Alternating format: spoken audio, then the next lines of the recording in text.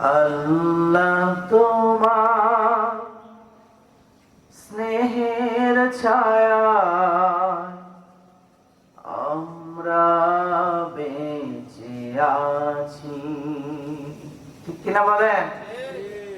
আল্লাহ তোমার স্নেহের ছায়ায় আমরা বেঁচে আছি। তোমার দয়ায় অতুল মায়ায় আমরা বেঁচে আছি। কত শত নেয়ামত দিয়েছ তুমি, উদার আকাশ সবুজ ভূমি, দিয়েছ সুস্থ দেহে অমিত সাহস, দিয়েছ সুস্থ দেহে অমিত সাহস। বসতে তোমার কাছাকাছি আমরা বেঁচে আছি। আল্লাহ তোমার স্নেহের ছায়ায় আমরা বেঁচে আছি। ঠিক কিনা বলেন? পথ না ভুলি তাই দিয়েছ কোরআন হাজার বছর আগে, তোমার দেয়া ওই রাসূলের বাণী তাই তো মধুর লাগে। তবু যদি মোরা ভুলি গো তোমায়, মুছে দাও কালিমা অসীম ক্ষমা। আরশের ছায়ায় ঠাঁই পেতে মোরা, আরশের ছায়ায় ঠাঁই পেতে মোরা। তোমার রহম সদাই যাচি আমরা বেঁচে আছি। আল্লাহ তোমার স্নেহের ছায়ায় আমরা বেঁচে আছি।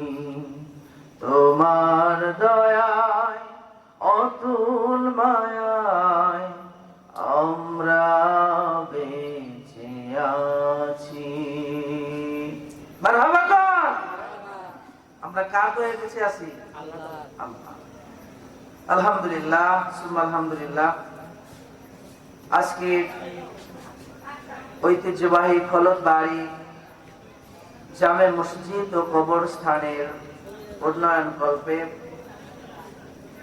বার্ষিক ওয়াজ মাহফিলের সম্মানিত সভাপতি সাহেব, আজকের মাহফিলের প্রধান মেহমান, দ্বিতীয় মেহমান, সেই সাথে দিগার ওলামায়ে কেরাম, পর্দার অন্তরালে আমার দুয়ার খনি মা ও বোনেরা, সামনে উপস্থিত বিভিন্ন জায়গা থেকে আল্লাহর মনোনীত বাছাইকৃত ইমানদার মুসলমান, মহব্বতের যুবক ভাইয়েরা, মুরব্বী বাবাজিরা, সকলকে আমার পক্ষ থেকে আবারও দোয়া নেওয়ার উদ্দেশ্যে সালাম। আসসালামু আলাইকুম ওয়া রাহমাতুল্লাহি ওয়া বারাকাতুহু। আপনারা সবাই কেমন আছেন? আমাদের ভালো রেখেছেন কি আল্লাহ। আসুন সেই মহান রব্বুল আলামিনের দরবারে সর্বপ্রথম আমরা শুকরিয়া আদায় করি যে আল্লাহ তাআলা আজকের এই কোরআনের মাহফিলে আমাদেরকে হাজির করেছেন। মাহফিলে আসার, বসার, কিছু আলোচনা করা এবং শোনার তৌফিক দান করেছেন। এজন্য সেই মহান রব্বুল আলামিনের দরবারে শুকরিয়া আদায় করছি। সকলেই কালিমাতুশ শুকর আদায় করি আলহামদুলিল্লাহ। আর একটু মহব্বত নিয়ে পড়ি আলহামদুলিল্লাহ। শুকরিয়া আদায় করলাম কার? পড়তে হবে কার? আলহামদুলিল্লাহ। এই মাহফিলটা অত্যন্ত চমৎকার পরিবেশ। কর্তৃপক্ষ প্রত্যেক বছর সুন্দর আয়োজন করে থাকেন। তবে মন খারাপ করার কোনো কারণ নাই। সামান্য একটু আবহাওয়া খারাপ, তারপরে কেটে গেছে, এটা একটা আল্লাহর রহমত, ঠিক কিনা বলেন? এটা একটা আল্লাহর রহমত। এজন্য আমরা এখনো যারা রাস্তায় দোকানপাটে এদিক সেদিক ঘোরাফেরা করছি, সকলেই মাহফিলের দিকে চলে আসি। হতে পারে আজকের এই মাহফিল আমার আপনার জিন্দেগির শেষ মাহফিল, ঠিক কিনা বলেন? আর সুযোগ নাও হতে পারে, কারণ একটি বছর পরে এই মাহফিল, এই খলতবাড়ির ঐতিহ্য, আকাঙ্ক্ষা, ভালোবাসা, মহব্বতের এত সুন্দর মসজিদ, কবরস্থান, কথা বলেন ঠিক কিনা? যাদের ভিতরে আল্লাহর ভয় আছে, রাসূলের মহব্বত আছে, আশা করি আজকে মাহফিলে তারা হাজির হয়ে যাবে। আল্লাহ তাআলা সকলকে আজকের মাহফিলে আসার তৌফিক দান করুক, সকলে বলে আমিন। সম্মানিত হাজিরিন, আমি আমার সংক্ষিপ্ত সময়ের মধ্যে সরাসরি আলোচনায় চলে যাচ্ছি, যেহেতু আমার সময় খুব কম। দূরে থেকে মেহমান ওনারা এসেছেন, আসতেছেন, ওনাদের মুখ থেকে আমরা আলোচনা শুনবো। আমি আপনাদের সামনে হাজির হয়েছি দোয়া নেওয়ার উদ্দেশ্যে। তথাপিও আল্লাহ তাআলা অল্প সময়ের মধ্যে কিছু ইখলাসপূর্ণ আলোচনা করার তৌফিক দান করেন, আমরা যেন শুনে আমল করতে পারি, সকলে বলে আমিন। আমার কি বলার ক্ষমতা আছে বলেন? ক্ষমতার মালিক কে? আল্লাহ যদি কিছু বলার তৌফিক দান করেন তাহলে বলতে পারবো, কথা বলেন ঠিক কিনা? এজন্য খাস করে আমার জন্য অন্তর থেকে দোয়া করেন। অনেক সময় জ্ঞানী লোক যারা অল্প কথাই বুঝতে পারে, আর মনে রাখবেন ভালো কাজে আগে অংশগ্রহণ করা এটা আল্লাহর পক্ষ থেকে আরেকটা নিয়ামত, সুবহানাল্লাহ। এজন্য আমরা সময়টা নষ্ট না করে সময়ের গুরুত্ব দিয়ে আসুন কোরআনের মাহফিলে বসে যাই, আলোচনা শুনতে থাকি। হতে পারে কোন কথা দ্বারা আমার আপনার হেদায়েত আসে এটা বলা যায় না, কারণ হেদায়েতের মালিক কে? আল্লাহ।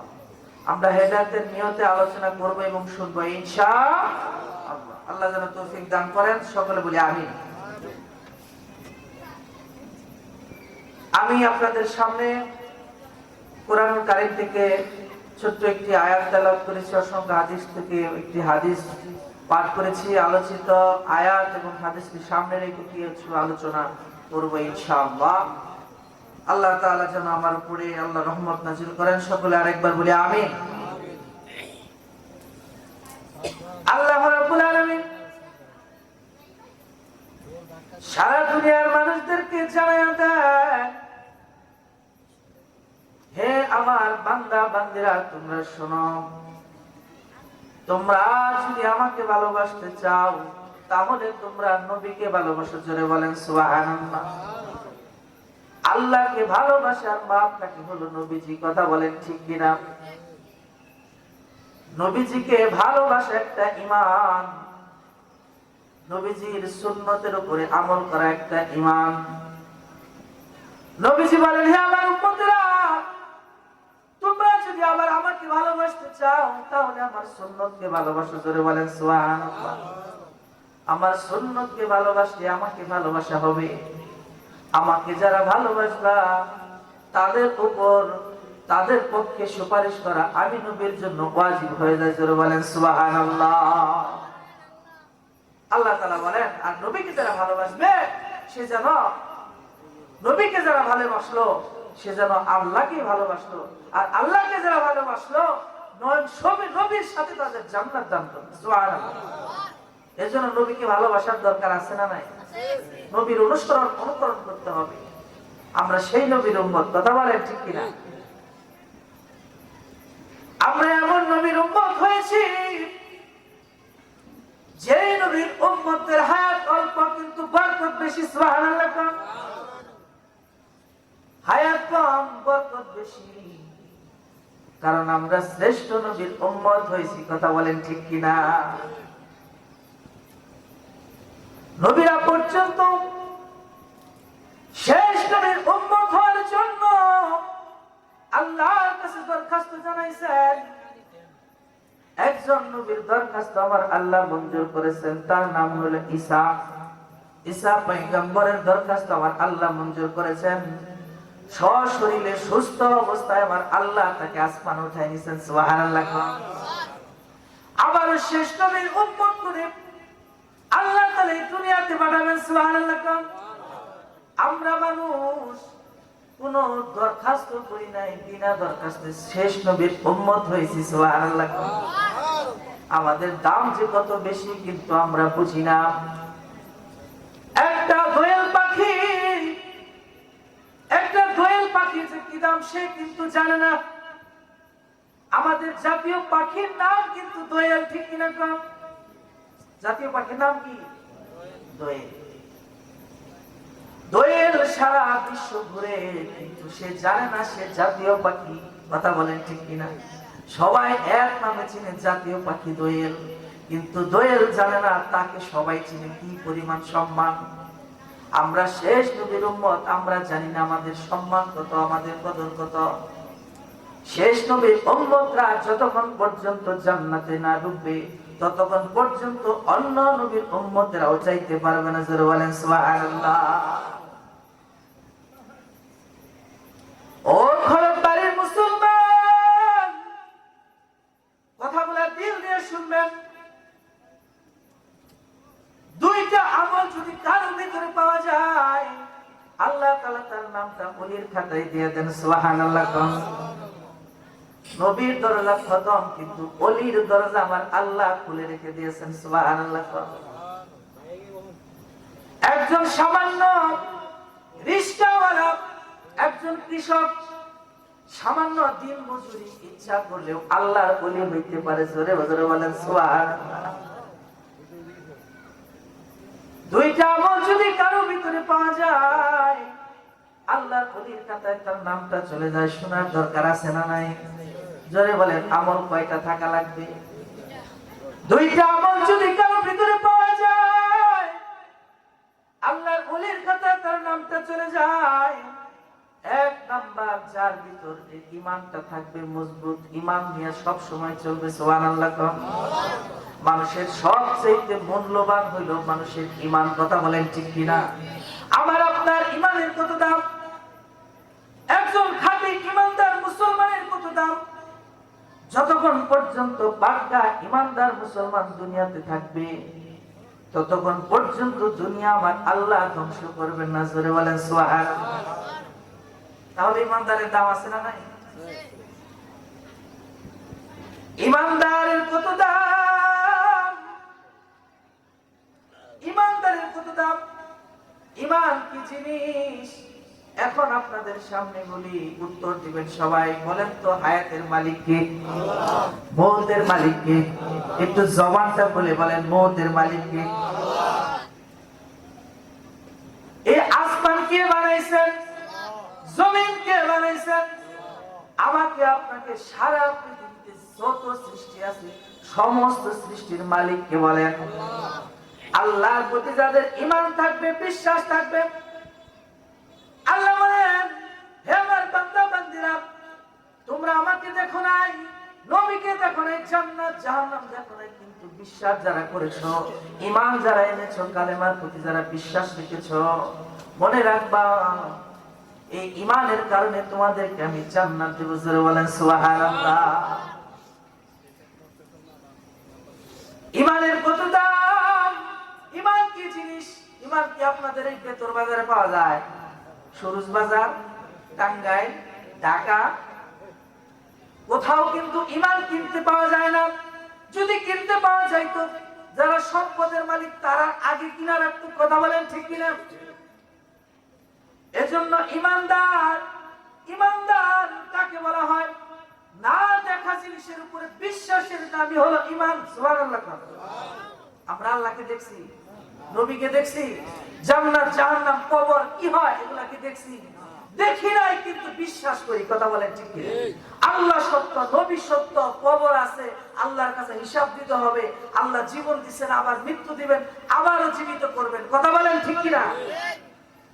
এটা হলো ঈমান।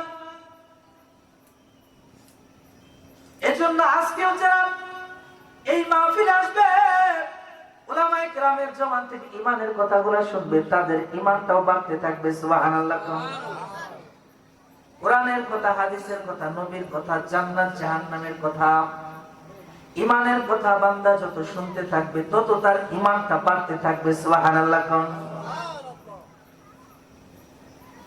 যত বান্দা আল্লাহর জিকির করবে, আল্লাহ তাআলাকে ডাকবে, সকাল সন্ধ্যা তাসবিহ করবে, জিকির করবে, নিরিবিলি মুরাকাবায় বসে মাওলাকে ডাকবে, আল্লাহর সাথে সম্পর্ক হয়ে যাবে। শুধু তাই নয়, যে ব্যক্তি আল্লাহ তাআলাকে সকাল সন্ধ্যা ডাকে, জিকির করে, কালেমার জিকির করে, আল্লাহকে ডাকে, ঠোঁটটি জিহ্বাটা তরতাজা রাখে, হাসতে হাসতে আল্লাহর জান্নাতে ঢুকে যাবে। সুবহানাল্লাহ। এজন্য জবান দিয়েছেন আল্লাহ, এই জবান দিয়ে ডাকতে হবে কাকে? আল্লাহ। একটু জিকির করি, লা ইলাহা ইল্লাল্লাহ, লা ইলাহা, জবান খুলে লা ইলাহা ইল্লাল্লাহ, লা ইলাহা, সুন্দর লা ইলাহা, জোরে লা ইলাহা।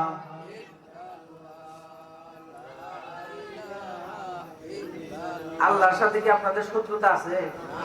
জবান খুলেন, এই জবান দিচ্ছে আল্লাহ, আল্লাহ ইচ্ছা করলে আবার এই জবান বন্ধ করে রাখতে পারেন। কথা বলেন ঠিক কিনা?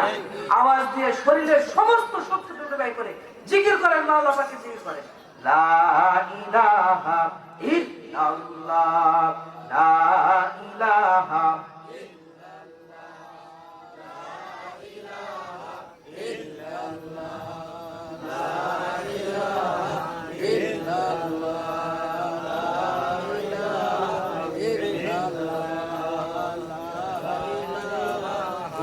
ইল্লাল্লাহ, লা ইলাহা, লা ইলাহা ইল্লাল্লাহ। ওলির খাতায় চলে যাবে, জোরে বলেন সুবহানাল্লাহ। আলোচনা মনে আছে? এক নম্বর, যারা ঈমান নিয়ে সব সময় চলবে, আল্লাহর প্রতি বিশ্বাস রাখবে। বিশ্বাস রাখতে হবে কার উপর? আল্লাহর প্রতি যাদের বিশ্বাস থাকবে, ঈমানের উপরে যারা অটল থাকবে, ঈমান নিয়ে সব সময় চলবে। ঈমানের কি দাম? এক্সাম্পল দেই, একের ডান পাশে যদি একটা শূন্য হয়, সংখ্যাটা হয় 10, আরেকটা শূন্য দিলে হয় 100, আরেকটা শূন্য দিলে হয় 1000। কথা বলেন ঠিক কিনা? একের ডান পাশে যত শূন্য দিবেন, সংখ্যায় তত বাড়তে থাকবে, ঠিক কিনা? আর যদি শূন্য সংখ্যা 1000টা দিলাম, কিন্তু এক সংখ্যা নাই, কি কর? দাম আছে? শূন্যের কোনো দাম আছে? এর জন্য এক সংখ্যাটা হলো আমার আপনার ঈমান। আল্লাহর প্রতি বিশ্বাস, নবীর প্রতি বিশ্বাস, তকদীরের প্রতি বিশ্বাস। রিজিকের মালিক আল্লাহ, হায়াতের মালিক আল্লাহ। আল্লাহ জীবন দিবেন, আল্লাহ মৃত্যু দিবেন, আবার জীবিত করবেন, আল্লাহর কাছে হিসাব দিতে হবে। কথা বলেন ঠিক কিনা? জান্নাত সত্য, জাহান্নাম সত্য, এই বিশ্বাসটা দিলের মধ্যে রেখে ঈমানের উপরে, কালেমার উপরে অটল থাকতে হবে। এক কালেমার উপরে বিশ্বাস রাখতে হবে। আমরা কালেমা পড়েছি, মুসলমান হয়েছি। কথা বলেন ঠিক কিনা? কি কালেমা? লা ইলাহা ইল্লাল্লাহু মুহাম্মাদুর রাসূলুল্লাহ সাল্লাল্লাহু আলাইহি ওয়াসাল্লাম। এই কালেমার কি দাম? এই কালেমা যদি একজন কাট্টা কাফের যদি বিশ্বাস নিয়ে যদি একবার যদি পড়ে, আল্লাহ তাআলা সঙ্গে সঙ্গে বান্দার পিছনের সব গুনাহ মাফ করে দেন। সুবহানাল্লাহ। একটা বিধর্মী, একটা হিন্দু লোক সালাম সালাম করতে করতে সমাজ বলে ফেলেছে। আল্লাহু আকবার। হিন্দু লোক সনাম তাদের একজন দেবতার নাম, বলতে বলতে সনাম সালাম করতে করতে সমাদ বলছে। আল্লাহর আরেক নাম সমাদ, ঠিক কিনা? কর। আল্লাহ তাআলা সঙ্গে সঙ্গে ডাক দিয়ে বলেন, হে বান্দা বলো, আমি তোমার ডাকে সাড়া দিতেছি। আল্লাহু আকবার। কি বলো? ডাক দিয়ে বলেন, এতদিন আমার দেবতাকে এত ডাকলাম, কিন্তু কোনো সাড়া পাইলাম না। আজকে সনাম সনাম করতে করতে সমাজ বলে ফেলেছি, জবান দিয়ে ভুলে বের হয়ে গেছে। আর সেই একটা ডাকের উত্তর আমার আল্লাহ দিয়েছে। অতএব আর ওই মূর্তি পূজাকে না ডেকে আজকে এই মুহূর্তে থেকে আমি আল্লাহর উপরে ঈমান আনলাম, কালেমা পড়ে মুসলমান হয়ে গেলাম। জোরে জোরে বলেন সুবহানাল্লাহ। আল্লাহ তাআলা ডিক্লেয়ার দিলেন, এই বিধর্মী এই বিশ্বাস নিয়ে কালেমা পড়ার কারণে তার পিছনে জিন্দেগীর সব গুনাহ আমার আল্লাহ মাফ করে দিয়েছেন। জোরে বলেন সুবহানাল্লাহ। এজন্য কালেমার দাম আছে না নাই?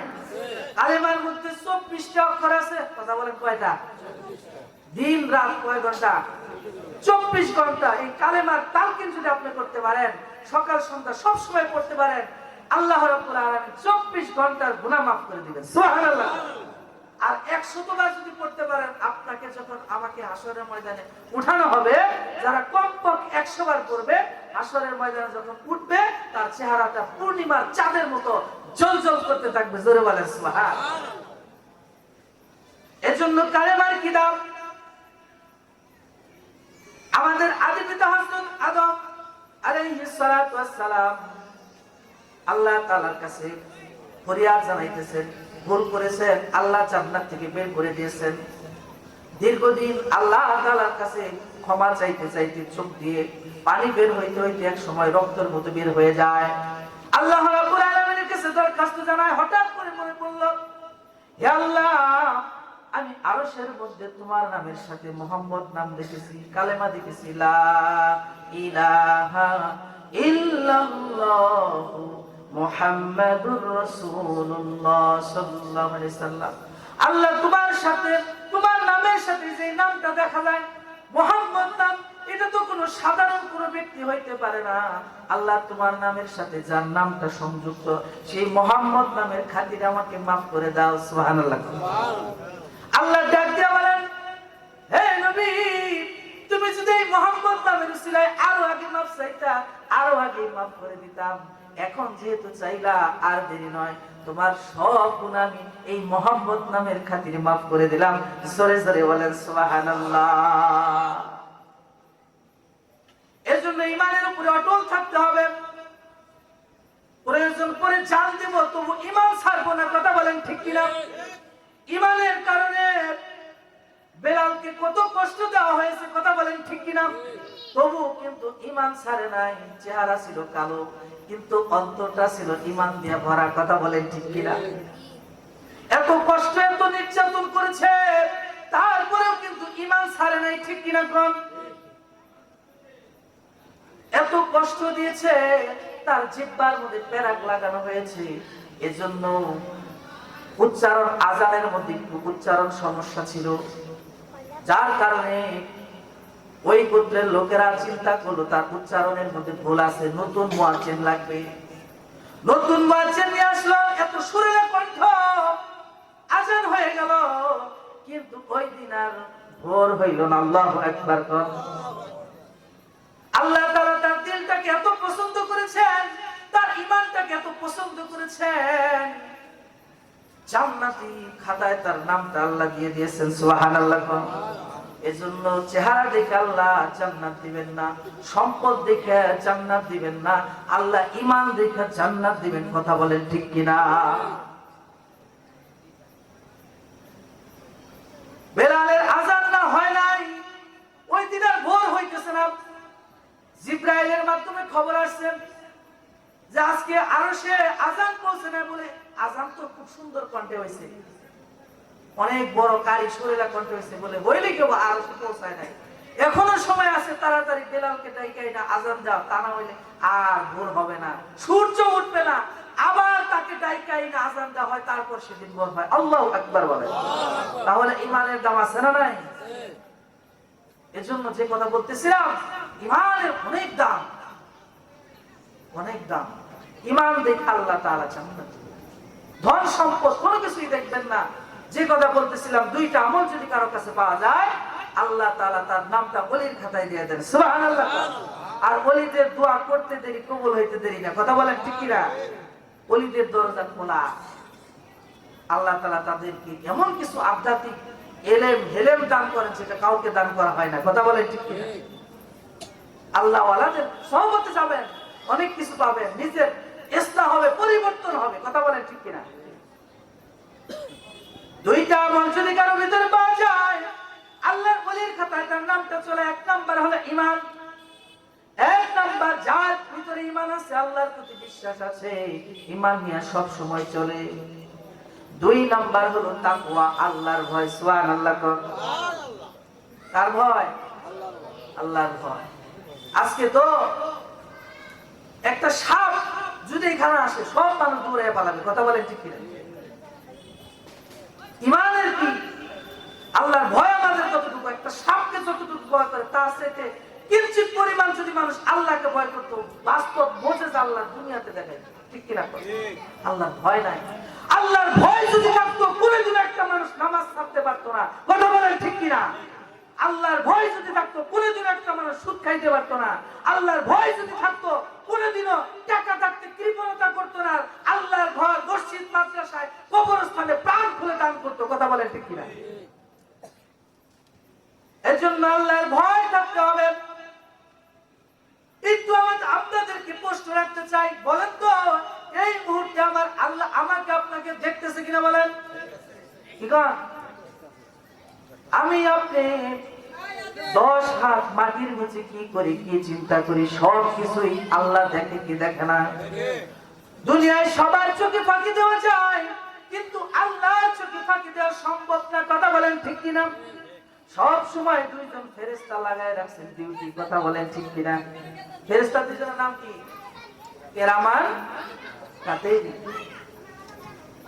কিরামান কাতিবিন সব সময় আমি আপনি কয়টা ভালো কথা বলতেছি, কয়টা খারাপ কথা বলতেছি, কয়টা নেকির কাজ করতেছি, কতক্ষণ আল্লাহকে ডাকতেছি, এই জবান দিয়ে কি বলতেছি, ভালো কাজ খারাপ কাজ সব কিছু লিখতেছে, কথা বলেন ঠিক কিনা? এজন্য মুসলমান, ও খলকবাড়ির মুসলমান, দিলের কান লাগায় কথাগুলা শুনবেন। আমি সেলিম দেজা অল্প টাইমে অল্প কথায় কিছু কথা বলতেছি, একটু কথাগুলা বোঝার চেষ্টা করবেন। আল্লাহর ভয় অন্তরের ভিতর রাখতে হবে। আল্লাহর ভয় এটাও একটা ঈমান, কথা বলেন ঠিক কিনা? আল্লাহর ভয়, তাকওয়া, চরিত্রবান হওয়া।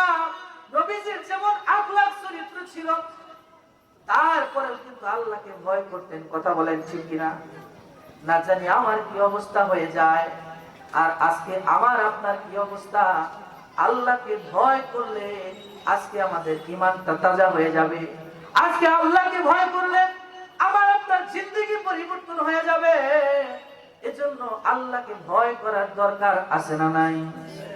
এজন্য আজকে থেকে, এই মুহূর্তে থেকে নিয়ত করেন, আমি আপনি সব সময় আল্লাহর চোখের সব সময় দৃষ্টিতে আছি, আল্লাহর চোখের বাহিরে যাওয়ার সুযোগ নাই, কথা বলেন ঠিক কিনা? আল্লাহর এক ওলি তার মুরিদদেরকে বললেন, হ্যাঁ মুরিদেরা তোমরা আসো, সবাই একটা করে মোরগ নিয়ে আসো, এই মোরগটা জবে করে আমার কাছে নিয়ে আসবা, কিন্তু এমন জায়গায় জবে করবা কেউ যেন না দেখে। সুবহানাল্লাহ, কেউ যেন। সবাই জবে করেছে দরজা খিল লাগায়া, কেউ আড়ালে, কেউ যেন দেখে না, এমন অবস্থায় চুপচাপ ভাবে মানুষের অগোচরে আড়ালে ঘরের দরজা লাগায়া জবে করে নিয়ে আসছে। কিন্তু আল্লাহর এক বান্দা জবে করে নাই, তাজা মোরগ ফিরায় নিয়ে আসছে। সুবহানাল্লাহ। জিজ্ঞাসা করে, কি ব্যাপার, সবাই জবে করেছে, তুমি করলা না কেন, কারণটা কি? বলে, হুজুর আপনি বলেছেন এমন জায়গায় জবে করতে হবে কেউ যেন না দেখে। কি গো, কেউ যেন না দেখে, কিন্তু আমি দেখলাম যেই জায়গায় যাই সেই জায়গায় আমার আল্লাহ আমার দিকে চায় আছে। আমি তো আল্লাহর চোখে ফাঁকি দিতে পারি না, অতএব আল্লাহ আমাকে দেখতেছে। আমি তো, আপনি তো বলছেন কেউ যেন না দেখে, কিন্তু আমি কেমনে আমার আল্লাহর চোখে ফাঁকি দেব? এজন্য জবেহ করতে পারি না, নিয়ে আসছি। ডাক দেওয়ার, হ্যাঁ মুরিদেরা তোমরা শোনো, এটাই হলো আমার খাস মুরিদ। সুবহানাল্লাহ। আল্লাহকে চিনতে হলে খাঁটি আল্লাহওয়ালা লোকের কাছে যাইতে হবে, কথা বলেন ঠিক কিনা? আল্লাহকে চিনতে হলে আল্লাহওয়ালাদের সহবতে আসতে হবে। আল্লাহকে চিনতে পারলে জান্নাতে যাওয়ার রাস্তা সহজ হয়ে যাবে, জান্নাতের যাওয়া আমার আপনার জন্য সহজ হয়ে যাবে, কথা বলেন ঠিক কিনা? এজন্য 2 নাম্বার তাকওয়া, আল্লাহর ভয় অন্তরের ভিতরে রাখতে হবে। শেষ রাত্রে উঠে অতীতের গুনার কথা স্মরণ করে 2-4 রাকাত তাহাজ্জুদ করে নামাজ পড়ে আল্লাহ তাআলা জিকির করে 2টা চোখের পানি ফেলাবেন, তওবা করবেন, আর গুনাহ করবেন না। সব সময় মনে রাখবেন আল্লাহ তাআলা আমাকে দেখতেছে, আল্লাহ তাআলা আমাকে দেখতেছে। এই স্মরণটা দিলের ভিতরে সব সময় রাখবেন। দেখবেন আস্তে আস্তে আপনার প্রত্যেকটা আমলের মধ্যে আপনি মজা পাবেন। সুবহানাল্লাহ। সকাল সন্ধ্যা জিকির করবেন, আল্লাহর ভয় অন্তরের ভিতরে রাখবেন, মৃত্যুর চিন্তা করবেন। মরতে হবে, সবাই আস্তে আস্তে মারা যাইতেছে, আমাকেও মরতে হবে। কি বলেন, মরতে হবে কিনা? নাকি কেউ আছেন যে সারা জীবন থাকবেন? এখানেই মনে হয় কবরস্থান, তাই না? এই কবরে আমার আপনাকে যেতেই হবে। এজন্য আলহামদুলিল্লাহ আপনাদের এত সুন্দর একটা পরিবেশ আমার অনেক ভালো লাগছে। এত সুন্দর মসজিদ, রাস্তার সাথে এত সুন্দর পজিশন, এখানে ঈদগাহ মাঠ, এখানে কবরস্থান, মাশাআল্লাহ। আল্লাহর রহমতে আমার মনে বলতেছে আজকে মাহফিলটা আল্লাহ কবুল করে আমাদেরকে মাফ করে দিবে। জোরে বলেন আমিন। এজন্য হিংসা বিদ্বেষ ভুলে গিয়ে এই মসজিদ কবরস্থানের পাশে থাকতে হবে, এটা হলো ইমানদারের লক্ষণ। কথা বলেন ঠিক কিনা? কবরস্থান, মসজিদ, এটা হলো দ্বীনি প্রতিষ্ঠান, এটাকে ভালোবাসা হলো ঈমান। কথা বলেন ঠিক কিনা? আর রাগ, হিংসা, অহংকার নিয়ে দূরে থাকা, এটা হলো মুনাফিকি। কথা বলেন ঠিক কিনা? এজন্য আপনাদেরকে আমি অগ্রিম দাওয়াত দিতেছি, এই মসজিদ, মাদ্রাসা, কবরস্থান, মসজিদে আলেমদের সাথে, ইমামদের সাথে সম্পর্ক রাখবেন, পরামর্শ নেবেন, আল্লাহ তাআলা জান্নাতের রাস্তা খুলে দিবেন। সুবহানাল্লাহ। আলেমদের পক্ষে থাকবেন, কারণ উলামায়ে কেরাম হলো নবীর ওয়ারিস। দুনিয়াতে আর নবী আসবে না, কিন্তু নবীজির জমানের কথা, উলামায়ে কেরাম হলো নবীর ওয়ারিস। তাদের কথা অনুযায়ী আমরা চলবো, শুনবো, আমল করে জান্নাত যাব ইনশাআল্লাহ। এজন্য যে কথা বলতেছিলাম, দুইটা আমল মজবুত করে ধরবেন। এক নাম্বার ঈমানের উপর অটল থাকবেন, দুই নাম্বার তাকওয়া, আল্লাহর ভয় অন্তরে রাখবেন, মৃত্যুর মুরাকাবা করবেন, মৃত্যু নিয়ে চিন্তা করবেন। এই সুন্দর মায়ার দুনিয়া ছেড়ে একদিন আমাকে কবরে যাইতে হবে। কি বলেন, যাইতে হবে কিনা? এখানে অনেক কবরবাসী আছে, আজকে কবরবাসীদের আনন্দের ঢেউ উঠতেছে। সুবহানাল্লাহ। কারণ এখানে অনেকেরই মা বাবা, আত্মীয় স্বজন মারা গেছে। আপনারা আসতেছেন, আসবেন, বসেছেন, আলোচনা শুনতেছেন, এখানে মোনাজাত করবেন আপনার আত্মীয় স্বজনের জন্য। যে কোনো কেউ, যে কোনো কারো হাতের উসিলা করে আল্লাহ তাআলা কবুল করে নিয়ে এই কবর আযাব আল্লাহ বন্ধ করে দেন। সুবহানাল্লাহ। আর উলামায়ে কেরাম যিনারা, এই যে আজকের মাহফিলের প্রধান মেহমান, হুজুরের সাথে আমার কথা হয়েছে, অত্যন্ত সহজ সরল মনের মানুষ, আলহামদুলিল্লাহ। দ্বিতীয় বক্তা অনেক ভালো আলোচক, দুজন মেহমানই পেয়েছেন, আলহামদুলিল্লাহ। কারণ অত্যন্ত সুন্দর আলোচক। আপনারা শেষ পর্যন্ত থাকবেন, আমাদের আলোচনা শুনবেন ইনশাআল্লাহ। ইখলাস আলা লোক আলেম পেয়েছেন আজকে আপনারা।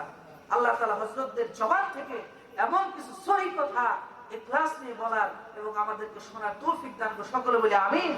মনে রাখবেন, 40 জন মানুষ যেখানে একত্রিত হয়, ওইখানে যদি সবাই গুনাহগার হয়, আল্লাহ তাআলা